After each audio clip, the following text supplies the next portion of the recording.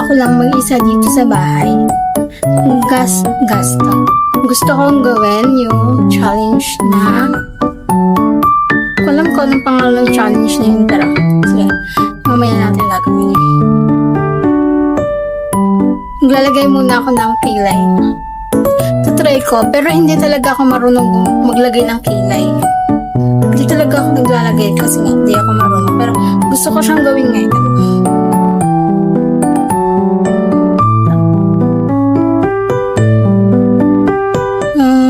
Saan ako?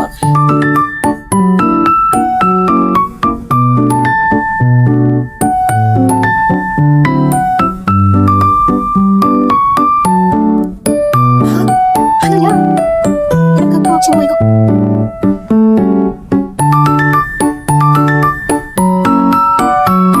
Purihin natin.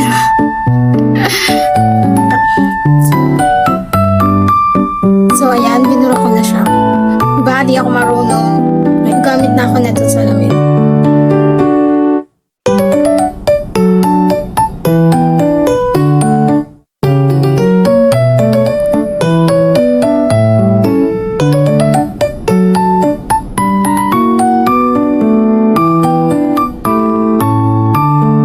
Nanood na ako sa mga TikTok. Sa mga ano ko pang mag-filter.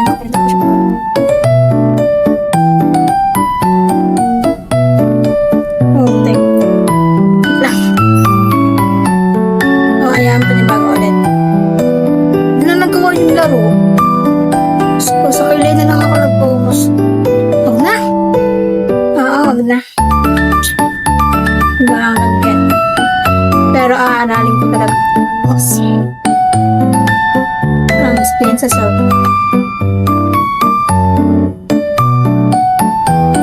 So, gagawin na natin yung challenge na hindi ko rin alam yung pangalan. So, yung word na ang gagamitin ko, sabihin ko is bakit. Bakit nandito ka? Okay, happy na. Bakit nandito ka? Hindi ko alam kung maganda yun. Pero, isa pala.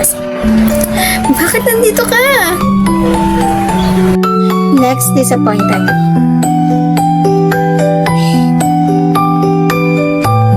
Bakit nandito ka? Hindi, wow.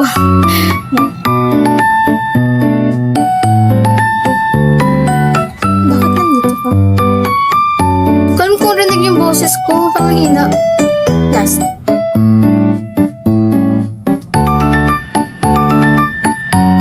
Bakit nandito ka? Pare-pareho lang naman. Walang pinagbago. Next, sarcastic. Sarcasm. Hindi ko alam kung paano yung sarcastic. Like, ano ba siya? Parang kunyaring masaya, parang plastic. Hindi ko alam.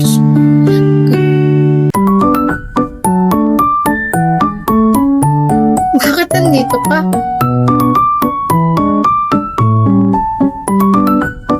Okay, ulit. Bakit nandito ka?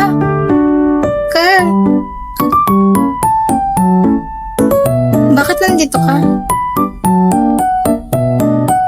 Hindi eh. No. Bakit nandito ka? Pwede na. Ako nga nagre-react sa sarili ko. Wala akong kasama today and super boring. Nagkagagawa ko sa buhay ko. So, next. Flirty. Flirt. Parang hindi naman ito sa akin. Pero sige, try natin. Hindi ko alam kung magparunong ako.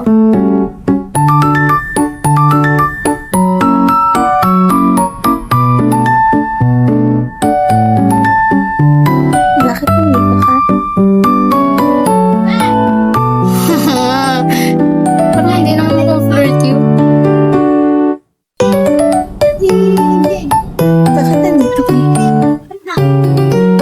Diyan talaga. Bakit nandito ka? Parang masaya lang yun. Ito.